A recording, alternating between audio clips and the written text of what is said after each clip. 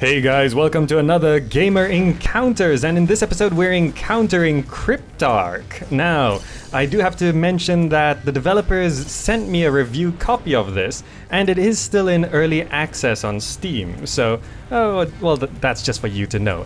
Alright, I'm gonna be trying something slightly different with my Gamer Encounter videos. I kind of want to keep them shorter, so what I'm doing is I'm pre-recording the footage and just giving my general impressions for the game, so that I can bring you this sort of content more often, and it's not review content, it's just sort of a first impressions thing. And also, if I just talk about what I want to talk about without actually playing the game, well, the videos manage to keep to a much shorter time period, which I think is more consumable for you.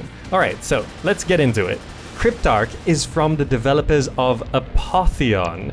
Now, if you liked Apotheon, don't get your hopes up just yet, because Cryptark is something that is very, very different than Apotheon.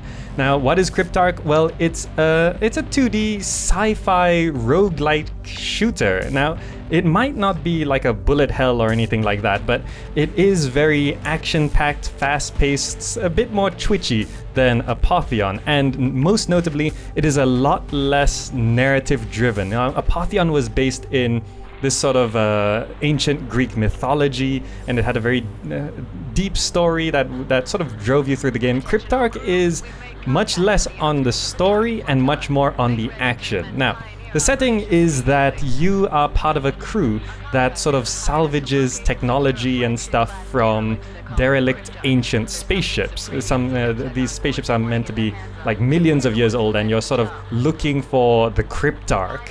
And with each run, you're sort of given a budget, and as you raid these ships, you earn money, but to buy more upgrades and ammo and stuff like that, it costs money. And of course, if you die, well, that costs you quite a bit of money. So first, looking at the options menu, it's generally a pretty decent options menu. You can rebind the keys, no problem. You can customize your cursor a little bit. And there's plenty of resolution options as well. Though at the moment there aren't things like colorblind options and stuff like that, which might be handy, but there are at least color options for your cursor. But by default, that's white anyway. Now, onto the gameplay of Cryptark. Basically, you start with a pretty basic humanoid sort of ship thing that you use to fly around these derelict ships, and you have to fight numerous enemies and all sorts of cool stuff like that. You can upgrade your health. You have 4 slots for your weapons, and you have 4 item slots as well. Now, the engine does feel a little bit like what they used in Apotheon, where you're sort of looking around with the mouse. Well, I'm using the mouse and keyboard here. You're looking around with the mouse, and you sort of fire in the direction that your mouse is facing, and then you use WASD to sort of move your character around. But in this game, instead of jumping more like a platformer, you are sort of flying and floating through space. So when you start a mission, you start in your ship, and you get to have a look at the different derelict ships that you can look at, and you can see what kind of defenses they have and what rewards they have and what kind of ship it is. So then you can jump into that ship, and then you have to equip yourself. So you set up your own equipment, and as you progress through the game, you can find certain scientific boosts and artifacts and stuff like that, which will sort of add to your repertoire of what you can equip onto your own vessel. And then once you're ready, you launch out from your ship, and you have to travel over to the enemy's ship, or the derelict ship, and make your way through the hordes of enemies, taking out various systems, and eventually you have to take out the AI core of the ship.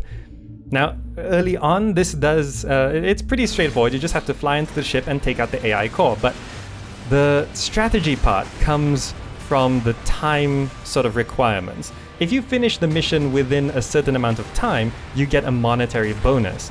But spending your time going around the ship and taking out other systems, and also discovering extra technologies and bonuses and pickups, well, then you will actually be able to unlock more things as you go along. So you have to sort of time it right, because the longer you take, the less money you're gonna earn.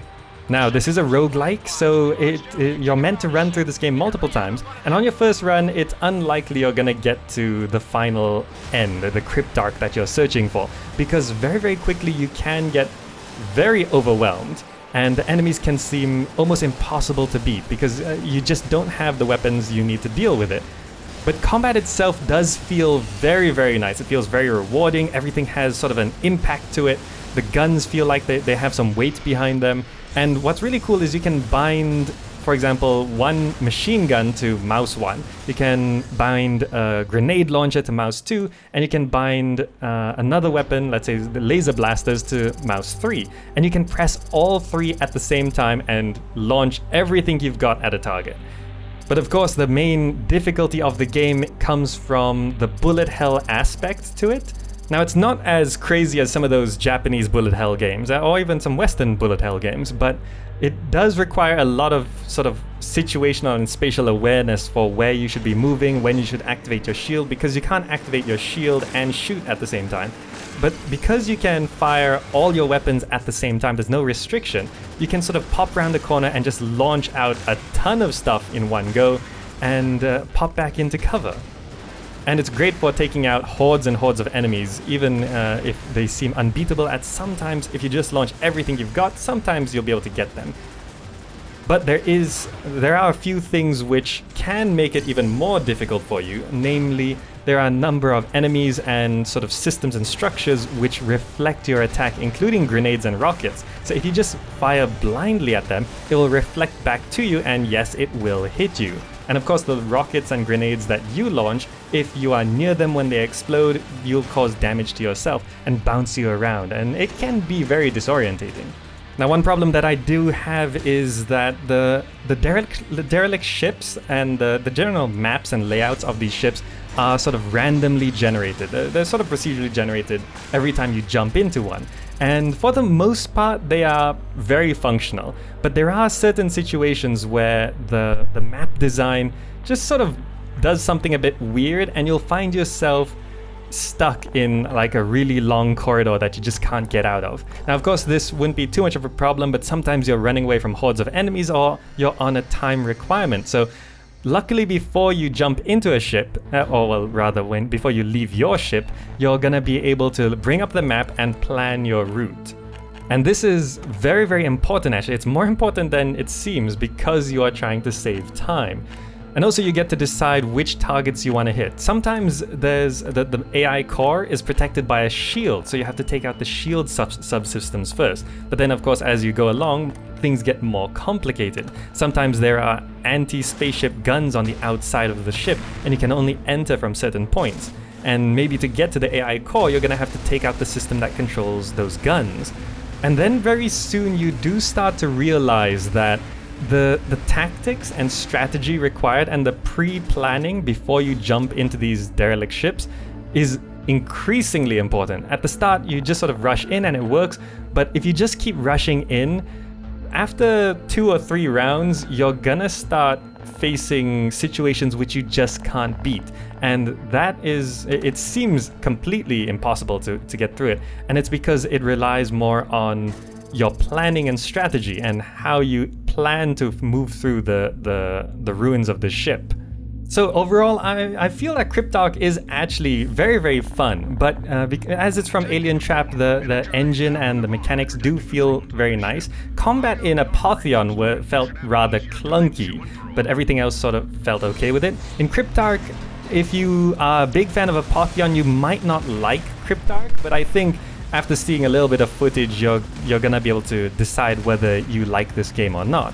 If you're looking for a very heavy narrative experience, like in Apotheon, well, you're not gonna get that in Cryptark. But if you're looking for a fast-paced roguelike shooter, well, then this actually feels very, very solid. The aesthetic looks great, voice acting is great, the animations of in-game stuff is pretty cool, but the cinematics are sort of 2D stills sort of thing, very cartoony. But one thing I do love from Alientrap is that they're not doing the same thing again. Although the engine feels a bit similar to Apotheon, they are trying something that's relatively completely different from Apotheon. And that's something it's very nice to see, because you don't want to see a dev company get stuck making the same thing over and over again. They end up sort of milking a series or something like that. So coming up with Cryptark, I do appreciate their effort. Whether it'll be able to live up to Apotheon or not, that's hard to say right now, though the game is available on Steam right now, and it's received very positive reviews. The only negative reviews mainly come from it still being in early access. The game might, some people say it's still too hard, and as far as I can tell, there's no difficulty settings yet.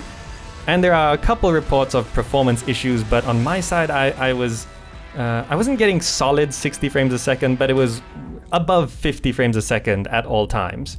And although it's not a very deep experience, it is a lot more skill-based experience. And sometimes just popping out from around the corner, launching off a volley of everything you have and popping back in and watching everything explode, that alone can make you feel very, very good. Alright, so that's pretty much Cryptark. It's got full controller support. I personally use the mouse and keyboard, but use what you like. And the game should be available for just over $10 on Steam. It depends where you live, really. Again, the game is in early access, which is always a risk to get into, but the game as it stands right now is already very, very fun, if you like shoot 'em ups anyway. The plan is to be in early access for another 6 to 12 months depending, and by that point hopefully they'll fix all of the little issues with it and add in a few more options and just balance the whole thing overall.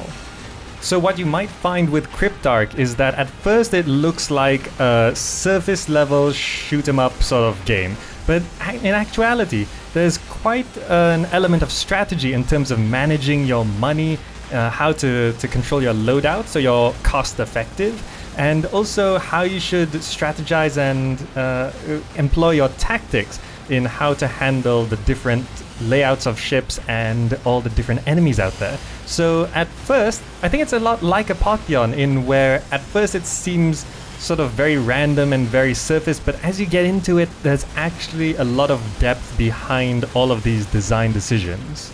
Alright, and that was my encounter with Cryptark from Alientrap. Go check it out if you like it, and yeah, if you like this video, give it a thumbs up. If you didn't like the video, give it a thumbs down and tell me why.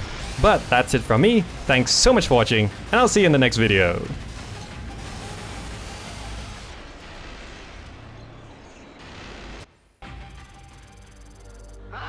Pioneer punching out. Get another suit out the rack and we'll try again.